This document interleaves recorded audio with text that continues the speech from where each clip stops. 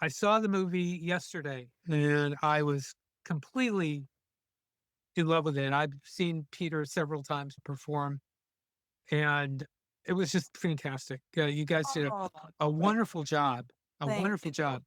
But why don't we start from the beginning? When did you hit Peter with the idea for how long has this been? When did it start?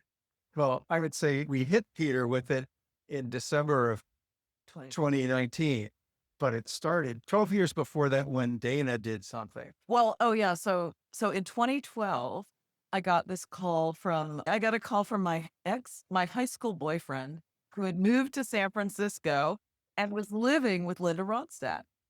Just Yeah, as a housemate. as a housemate. Yeah, and he still lives there.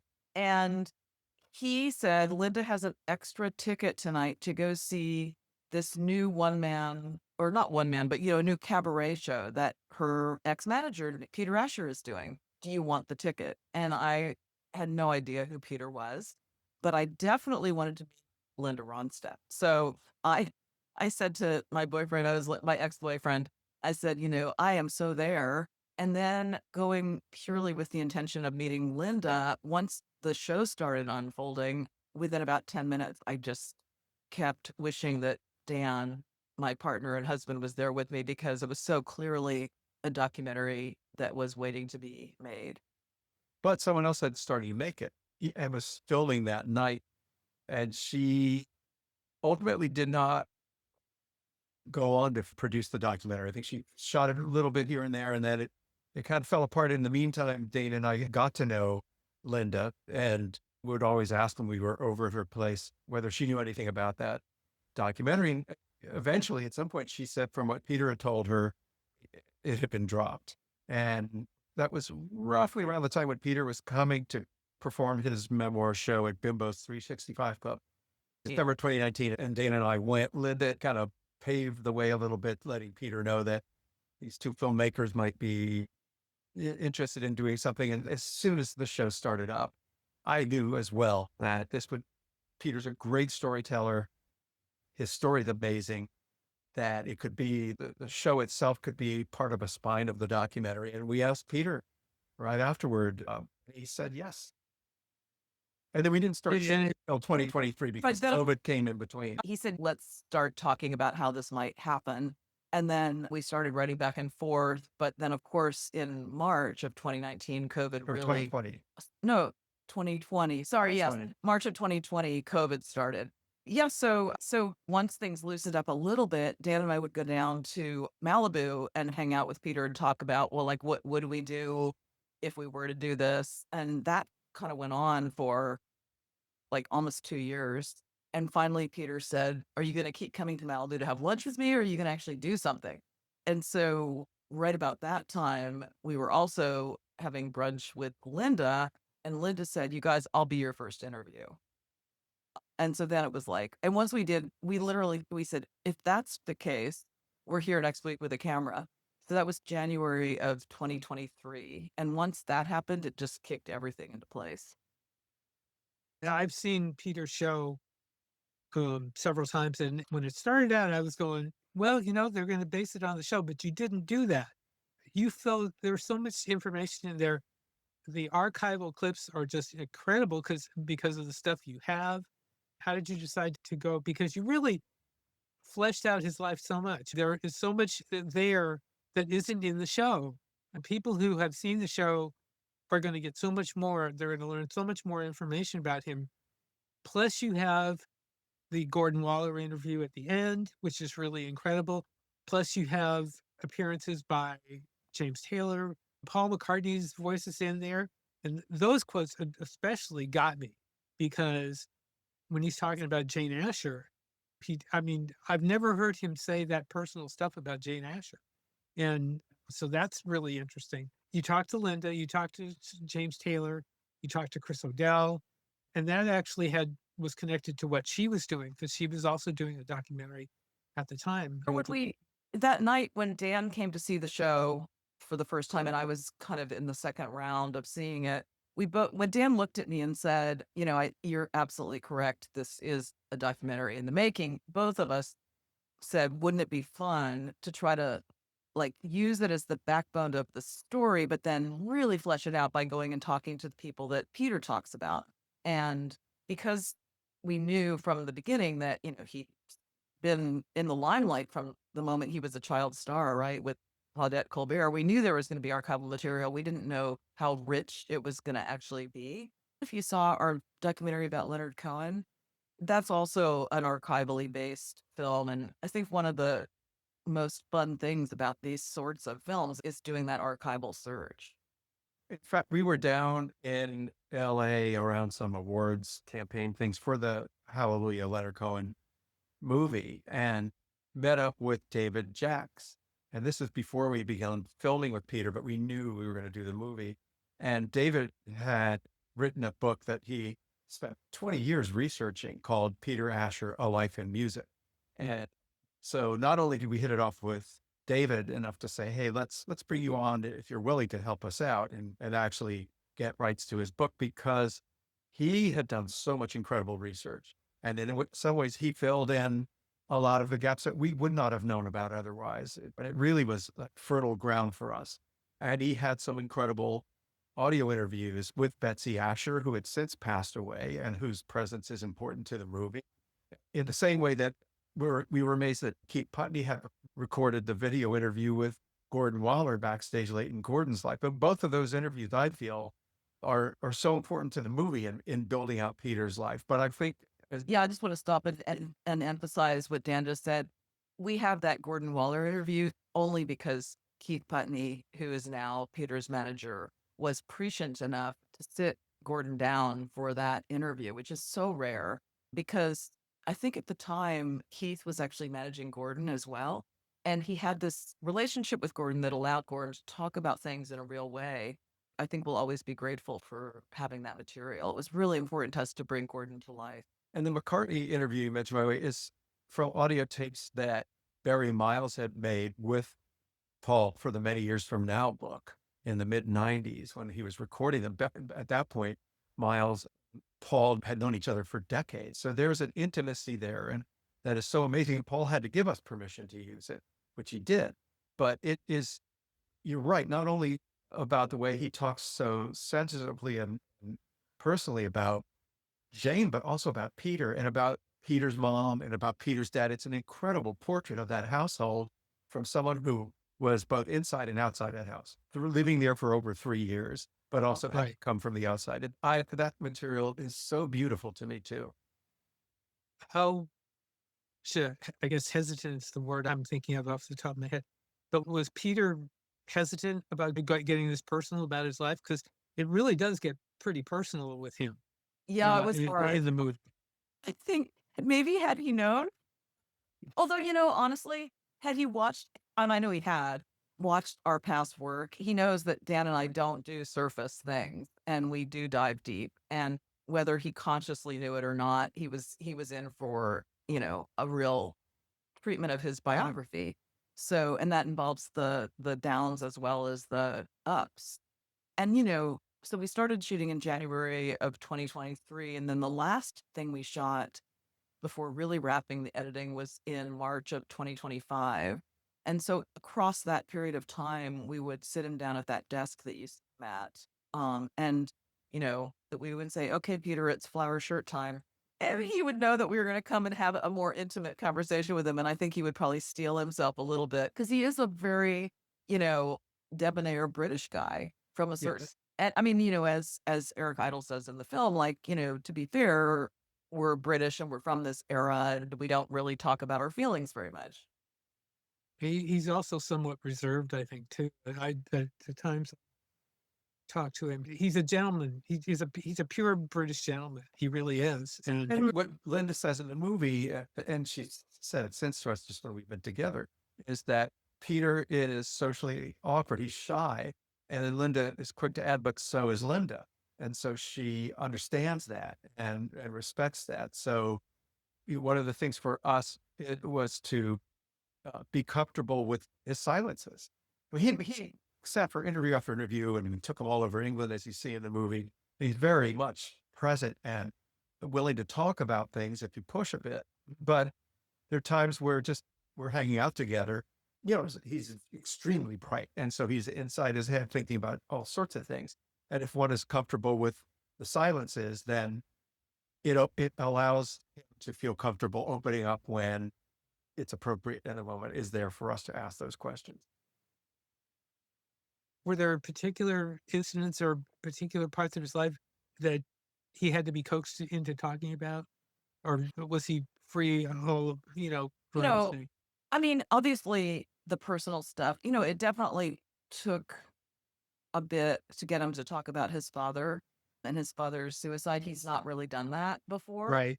And to tell the truth, we didn't even know about it until one of our archivists in England, because we'd hired a couple incredible archivists to start going through things and people that specialized in music. In fact, Barry Miles turned us on to them.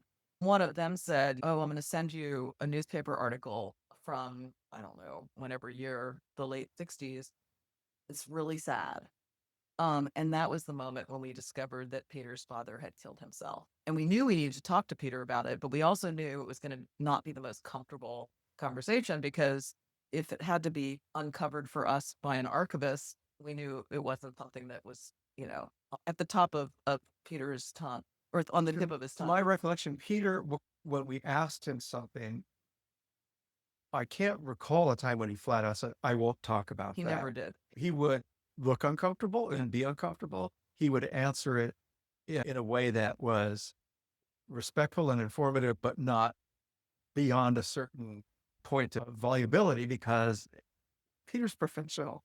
Above all things, he's professional. So the professional thing would be to answer the question, but not feel like he had to go at And, length. and he clearly was in that one scene. He really was. It was quite an emotional moment. You could see that in the film. And he also was very revealing about Gordon. Was that hard too for him to talk What about? had actually that actually became part of his show, because the line where he says that is actually from his Bimbos show that we shot, where he says, Gordon, we lost Gordon in 2009, and unfortunately he didn't take care of himself, and the doctor's orders and everything. That's actually now in his show. But we didn't need to Okay. probe.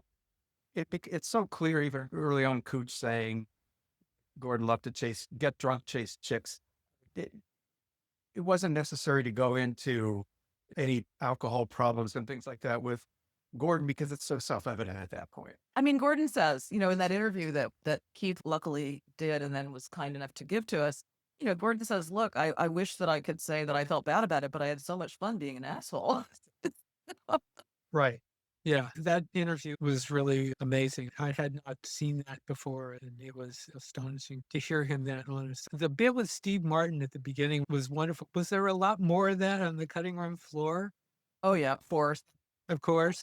Yes. But what I loved the most is that from the beginning, we thought it would be really interesting to have them play some music together. And Steve, through his manager, was quick to say, "Yes, sure, that sounds great." Peter was so reserved about it, and just thought it was worried Steve was forced into it, but she was not at all. And then I think then Peter was saying, "But I don't banjo chords, and I don't know, those songs." And he said, it's noodling around a little bit." They said, I don't know. He brought his guitar up when we filmed in Santa Barbara, sort of grudgingly. And then they had the greatest time. And afterward, they said, "No, this was so much fun. We really enjoyed noodling around together." So, I know. I think go one figure. thing that I feel like I learned from working with Peter for those few years that we were filming is that sometimes in his head he doesn't want to do something, but then you just leave it out there. So with the Steve Martin thing, at first he didn't even want to. He was like, "Why do you want me to be in the interview with Steve?" And we're like, "Because you guys are such good friends. It'll be something different. It'll be refreshing, way better than just sitting him down and doing a talking head interview." And then he said, "All right, all right." And they were like, "Eddie, you need to bring your guitar." And then he was like, "What?" So we said, "Just bring your guitar and put it in the trunk of your car."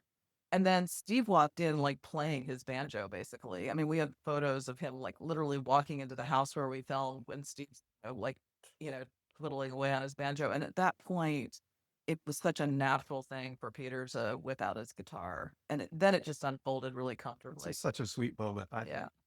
There are so many other people. I mean, there's so many people that he has worked with. Ed Sheeran is another one. He just worked with Streisand, and with the list of people he's worked with, it's an incredible list. I know it's going to be in New York and Los Angeles in June. It's doing the film festivals now. It's going to be all around the country in June. So it's opening on the 19th of June in New York. And then starting on the 26th, it's going to go around the country. It'll definitely be in LA. And in the Bay Area, just going to keep winding it and pushing it out now. so, I mean, I feel quite confident it's going to be around the country in art houses and whatnot.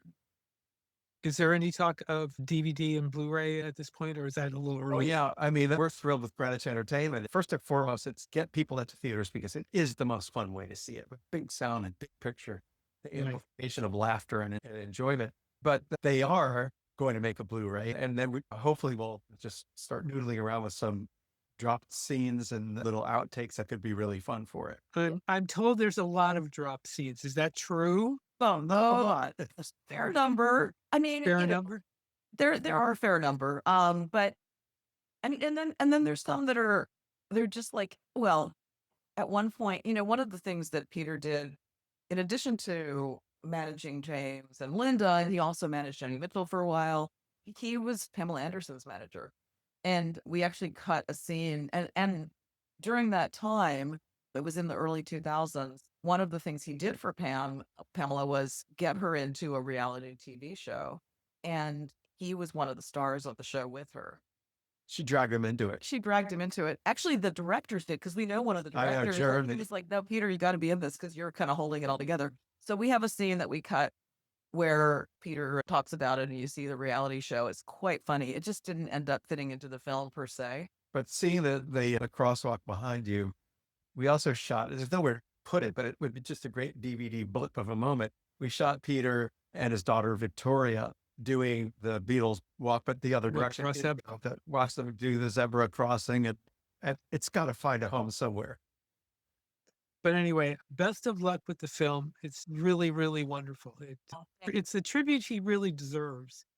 I think so too. And I think a lot of people are going to be educated, are going to learn a lot from this film. I mean, I sure learned a lot of things that I didn't know. Another part that I didn't mention was the reunion with Gordon, which you guys talk about. And he also talks about his passing that Peter comments on, which was hard for him too. But that reunion at, I believe it was BB King's, was it BB King's? And that was a huge thing. That was a huge moment. Paul Schaefer was behind, and and you guys talked to Paul Schaefer too. Paul and Kathy, which I like because Kathy is the one who was.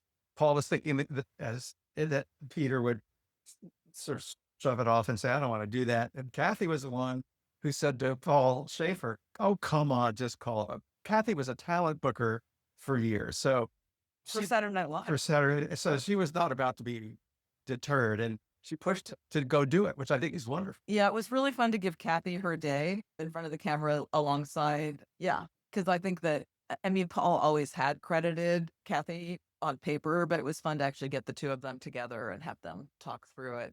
The other thing I wanted to say, for people who do want to go see it in a theater, the added benefit of that is that almost always when we've been there, now we've probably seen it, I don't know, a dozen times in different film festival situations. At that moment where Peter leads the Bimbos audience in World Without Love, Right. most times the theater audience breaks out as well. And you don't get that if you're watching it at home on a DVD. Where else, if people are into film festivals, where else are you going to be? So it's going to be tomorrow night it's in the Rock and Roll Hall of Fame, and then it'll also be at the Cleveland Film Festival on Thursday afternoon. Then we are going to Winston-Salem for the River Run Film Festival this weekend. We're invited to a whole bunch coming up, but they don't announce until like a month ahead. But I would say if you just do a search on Peter's name and the Peter Asher Everywhere Man, stuff will come up. And I think the website, peterashermovie.com, is about to go live next week as well.